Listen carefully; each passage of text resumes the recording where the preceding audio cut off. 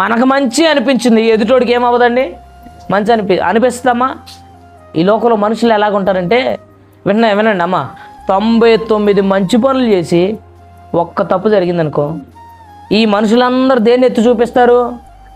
అమ్మ చెప్పాలి దేన్ని ఎత్తి చూపిస్తారు?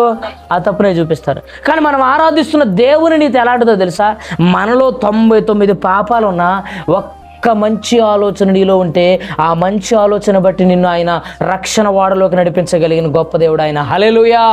సిలువ మీద కుడివైపున్న దొంగని అన్ని 99 ఆలోచనలు కానీ, 99 క్రియలు కానీ, 99 పనులు కానీ అన్ని నాశనాన్ని తెచ్చిపెట్టిన చెడు పనులే ఉన్నాయి.